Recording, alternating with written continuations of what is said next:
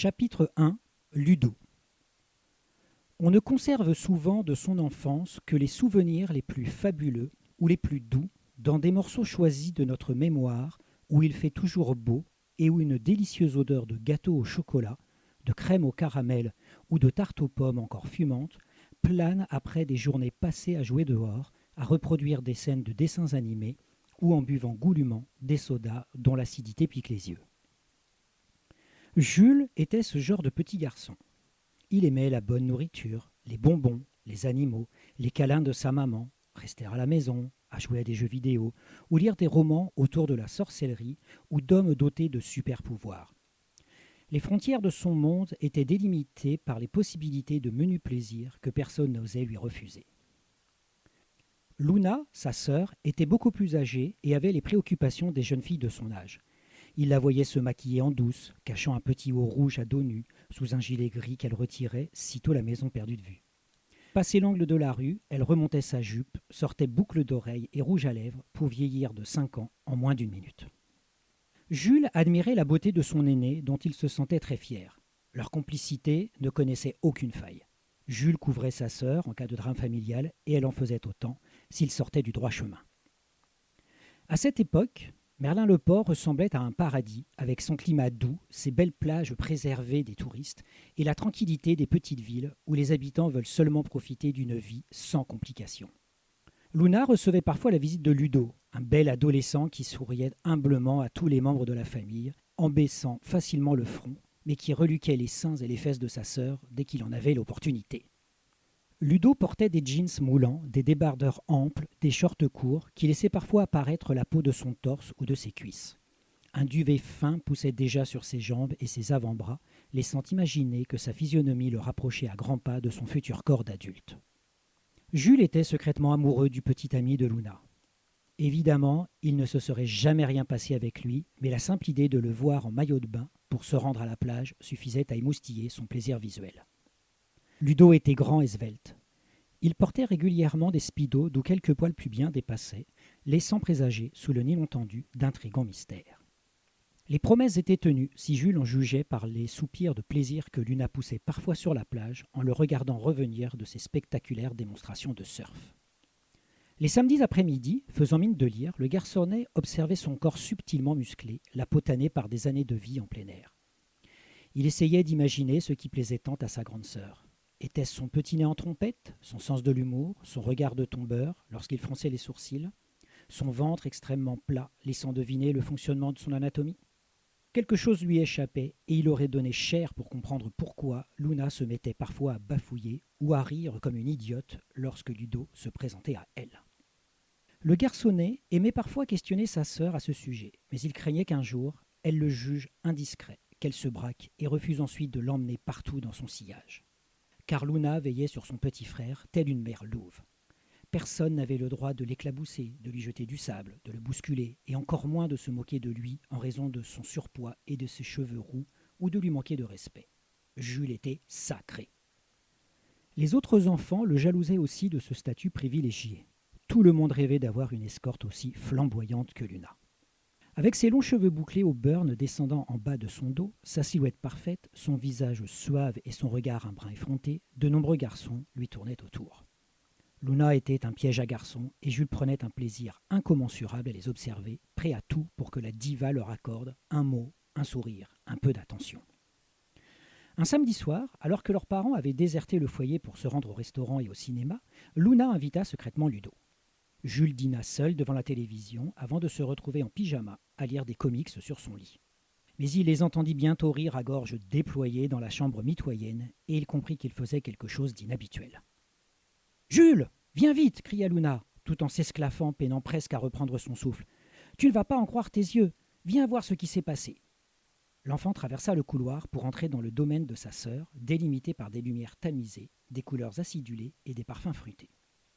Et Ludo se tourna vers lui dans un mouvement théâtral, presque au ralenti, destiné à mieux observer sa réaction. Et il en eut pour son argent. Jules demeura bouche bée en voyant l'adolescent avec un bandeau recouvrant ses cheveux, des colliers de perles autour du cou, un rouge à lèvres vif, les yeux maquillés à outrance, une robe courte façon 1900 avec un décolleté sexy, des hauts talons mettant ses longues jambes en évidence. S'il resta sidéré par cet accoutrement inattendu, c'est peut-être parce que Jules n'avait jamais vu une créature aussi belle, combinant la force de sa masculinité avec la beauté et la délicatesse rassurante des femmes. Quelque chose en lui évoquait la flamboyance des stars de cinéma ou des pop stars, tellement auréolées du succès qu'elles pouvaient marcher sur la fine frontière délimitant les genres. « Jules » l'interpella sa sœur. « Jules !» C'est lorsque le regard de Ludo vira d'une brillance amusée et naïve pour s'éteindre et devenir noir que l'enfant devina que le regarder ainsi était mal. En un instant, l'adolescent avait compris quel choc il provoquait chez le jeune frère de sa petite amie.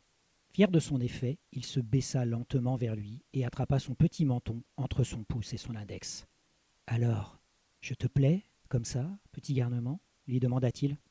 Jules écarquilla les yeux, pris au piège de sa propre fascination, ignorant s'il devait dire la vérité ou au contraire cacher le chamboulement qui s'opérait en lui. Et avec sa main qui le touchait à présent, ce regard tout proche du sien, l'air qu'il expirait qui rentrait dans ses poumons, Jules ne s'était jamais senti aussi proche du contact dont il rêvait secrètement avec l'amant de sa sœur. En cet instant, Jules avait atteint son but et il n'avait jamais rien ressenti de plus merveilleux au cours de sa jeune vie. Un garçon qu'il trouvait beau, attirant, fascinant, le touchait, lui qui ne vivait que dans des rêves s'échouant contre la rugosité de la réalité. Pour couronner le tout, Ludo termina son numéro en caressant très délicatement sa joue du bout de son pouce. « Tu es charmant, mais peut-être encore un peu jeune pour quelqu'un de ma trempe, » lui dit-il en reculant, avant d'éclater d'un rire magnifique, vite imité par sa sœur. Pour Jules, c'était trop tard. Les rires et les moqueries n'effaceraient jamais l'instant divin qu'il venait de vivre. Luna alluma son smartphone pour jouer de vieux remixes de Mylène Farmer sur lesquels ils dansèrent en forçant exagérément des mouvements qui évoquaient davantage des zombies désarticulés. Ensorcelé, Jules savoura son bonheur en les regardant avec envie, impatient de devenir adulte pour les imiter. Un peu plus tard, ils descendirent dans le salon pour y regarder un film d'horreur. L'enfant les rejoignit discrètement.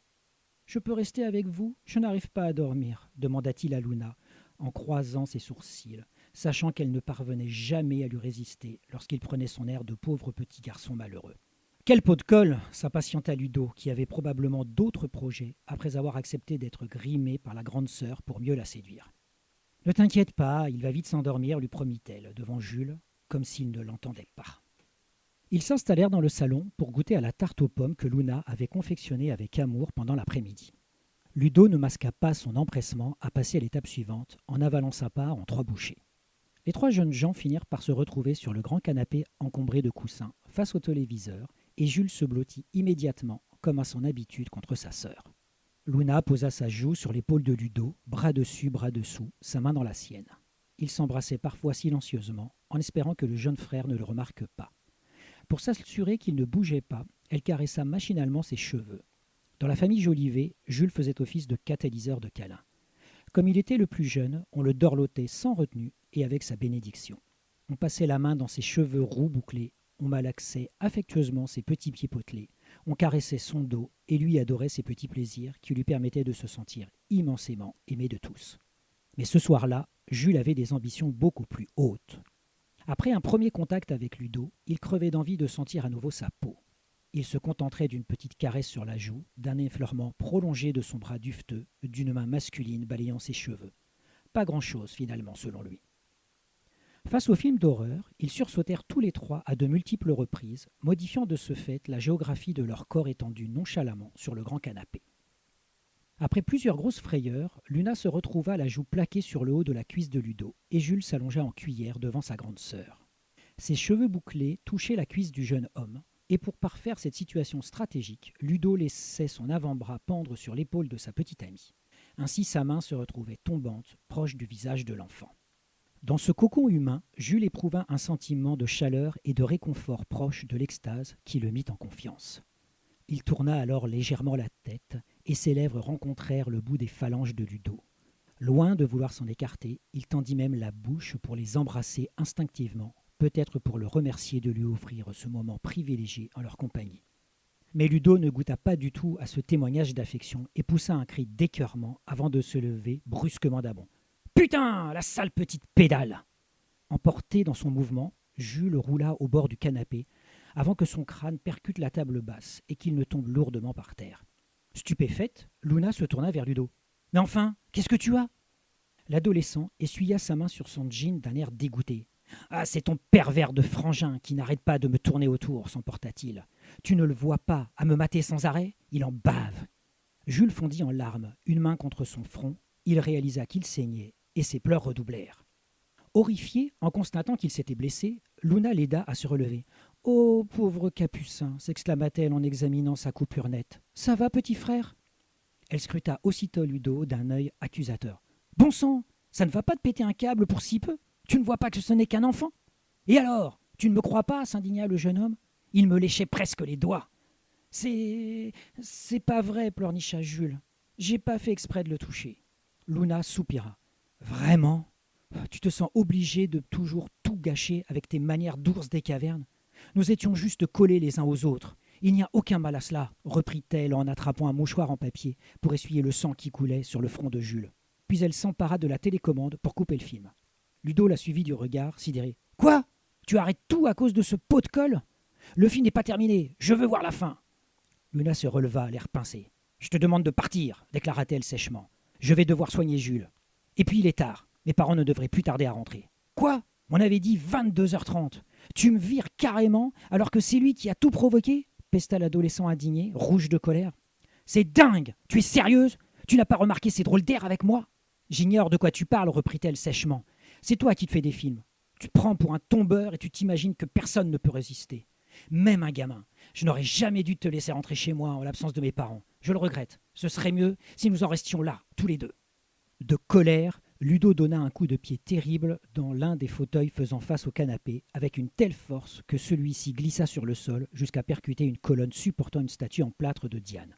Cette dernière vacilla un instant et tomba finalement sur le carrelage gris pour exploser de façon impressionnante. « C'est bien fait, continua-t-il sans regret. Tu m'as vraiment pris pour un con. Tu faisais semblant de t'intéresser à moi depuis le début. En vrai, tu n'en as rien à foutre. » Luna écarquilla les yeux en découvrant, jonchant le sol, les morceaux de la statue à laquelle ses parents tenaient beaucoup. « Mais tu es complètement malade !» cria-t-elle scandalisée. « Fiche le camp tout de suite, sinon j'appelle la police. » Mais Ludo ne se laissa pas impressionner. « Eh bien vas-y, qu'est-ce que tu attends ? Au lieu de me menacer, petite conne !» la nargua-t-il. « Le temps qu'ils arrivent, j'aurai déjà disparu et je nierai tout. Au pire, je raconterai que ton frère est une petite fiotte et tout le monde saura qu'il ne tourne pas rond dans sa tête. » En guise de démonstration, il empoigna les cheveux de Luna et secoua sèchement sa tête d'un mouvement se voulant brutal. « Tu écoutes ce que je te dis ? Aïe !» cria la grande sœur. « Lâche-moi, espèce de cinglé ! Psychopathe !» Terrorisé, voyant Luna en danger, Jules empoigna le couteau de cuisine utilisé pour couper la tarte et qui gisait sur une assiette. Il traversa la pièce en courant, brandissant l'arme au-dessus de lui, lame en avant, se jetant sur l'agresseur à corps perdu. Ludo poussa un cri de terreur, et Luna pensa immédiatement qu'il venait d'être sévèrement blessé par son petit frère. Mais l'adolescent leva une main ensanglantée. « Le petit con, il m'a coupé !» cria-t-il avant de lui arracher le couteau des mains et de le gifler avec une telle violence qu'il tomba par terre. Au même instant, derrière la baie vitrée du salon, 2 phares apparurent au loin. « Ce sont mes parents !» déclara Luna d'un air soulagé. « Merde !» s'écria Ludo en regardant sa main qui pissait le sang. Il ramassa sa veste de survêtement pour déguerpir par la porte arrière qui donnait sur le jardin. Luna se précipita pour la verrouiller dès qu'il fut sorti. Puis elle effectua le tour de la maison et ferma fenêtres et volets. Des taches de sang jonchaient le sol et elle les essuya sommairement avec des mouchoirs. « Tu lui as menti. C'étaient pas les parents, » dit Jules d'une voix presque éteinte. Encore sous le choc, Luna se tourna vers lui pour le serrer dans ses bras et l'emmener dans la salle de bain. « Tu as voulu m'aider, mais ça aurait très bien pu mal tourner, » lui reprocha-t-elle. « On ne résout rien par la violence. Tu m'as fait une peur terrible avec ce couteau. Promets-moi de ne plus jamais recommencer. »« D'accord, » répondit-il, ne parvenant cependant pas à se sentir coupable. « Mais je voulais juste te protéger. »« Il ne faut pas, poursuivit-elle en désinfectant sa plaie finalement sans gravité. Quand tu as ce genre d'ennui, tu laisses faire. Sinon tu appelles des adultes pour qu'ils te viennent en aide. Mais en aucun cas, tu ne cherches à t'interposer. Tu me le promets ? Répète après moi. Je le jure. » « Je le jure, » répéta l'enfant, en essayant d'imaginer comment il aurait dû agir pour ne pas décevoir sa grande sœur. Il retourna dans sa chambre et consulta sa tablette pour y retrouver la définition du mot « pervers », qui aime accomplir des actes cruels ou immoraux, synonyme sadique, malveillant, mauvais, malfaisant, malsain. Sur son lit, Jules demeura en état de stupéfaction